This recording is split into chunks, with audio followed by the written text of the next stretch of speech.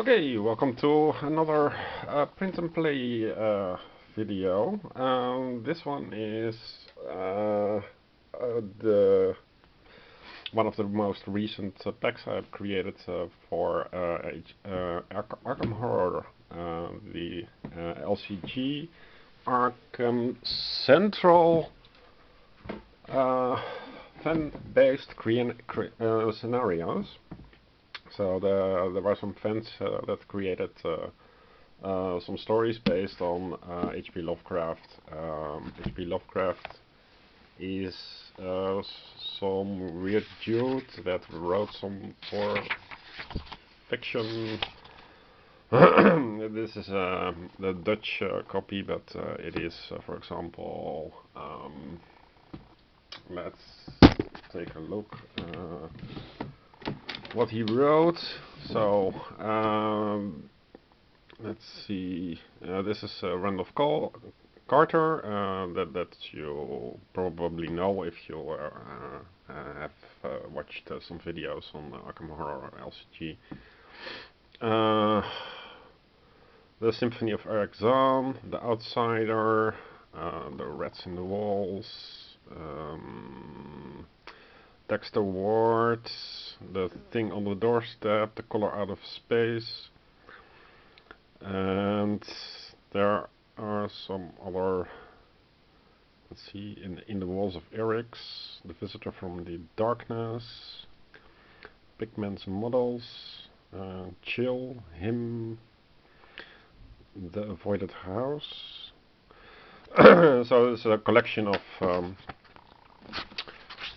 stories, original stories, translated. This is from 1982. The dude himself was from like 1939 something.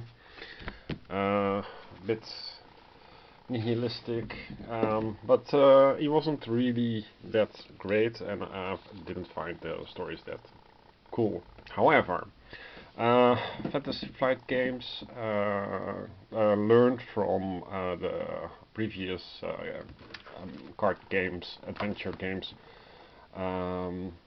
For example, Warhammer Quest, the adventure card game, and the lessons they learned, taking also parts from Magic the Gathering, which is a really old game. Made it multiplayer. That became Warhammer Quest. That was abandoned. Then there was something like Heroes of Terrinoth. That was also abandoned.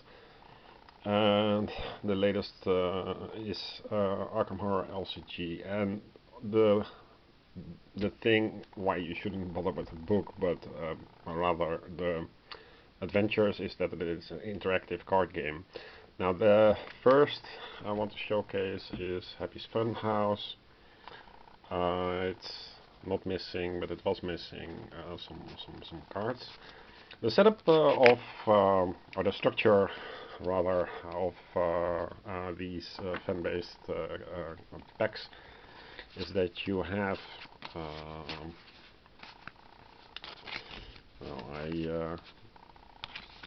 for keeping the cards straight, I flip them, which you're going to see also in other of my packs. So you get an idea of the content.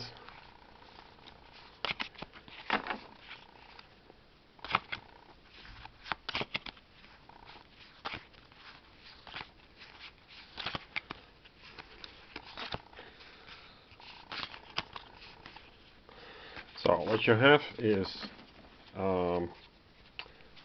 the main plot, that is acts, and they are numbered, so they go acts 1, 2, 3, 4. And then there is an agenda. Agenda has a negative connotation, and it means the plans of the game, because you play against the game. So effectively you're keeping it as such. Whenever you proceed, so you meet the requirements, you flip it over and you read some story text. The story text is thematic fluff in italics. Then the game instructions, so it's about clues and stuff like that. So that is the first part. The second part is the locations. Locations come usually in a veiled form, so in undiscovered form, if you will, with these curvy lines. And is either there is a storybook or there is card-based setup instructions. I had printed the card-based instructions at an earlier time, and I don't have them now with me. But there is a start point. I think it's usually the green thing, and you set up the structure, the layout of the game according to the instructions. And here, for example, it's about Happy's Funhouse. So if you would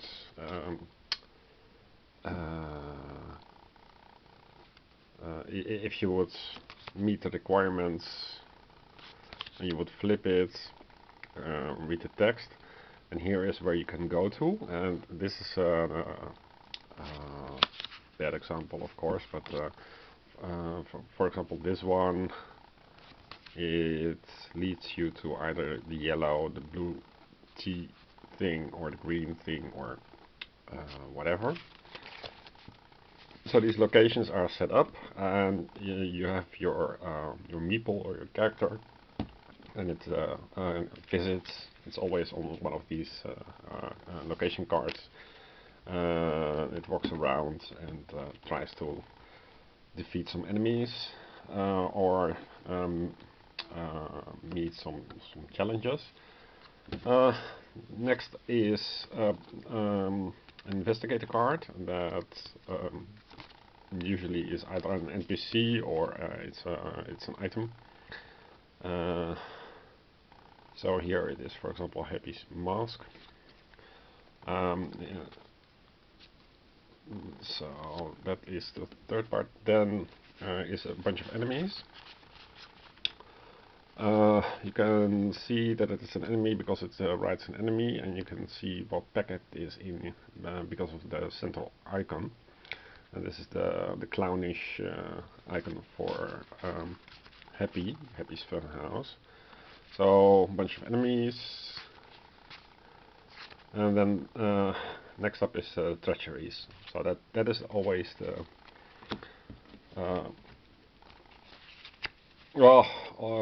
that is the regular way to that these packs are built.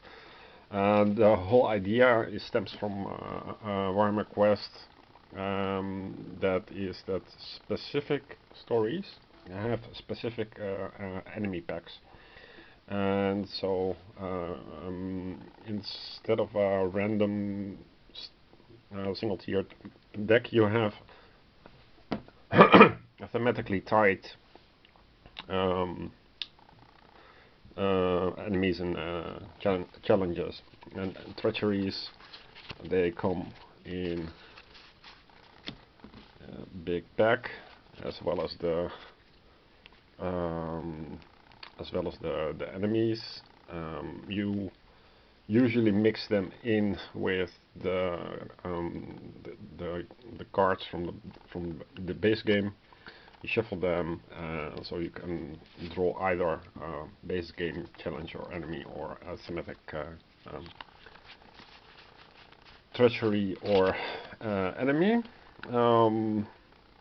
There isn't much to say about the game, because it's just yeah, you shuffle, play, and one of the features of the Arkham Fantasy Flight game Arkham Horror LCG is that you have Chaos Bag and the difficulty setting. That is all. This should be prefaced by difficulty setting for normal and hard.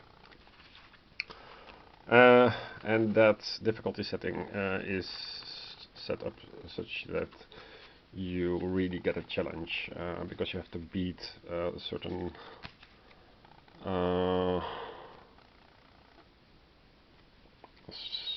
enemy. For example, let's take an enemy.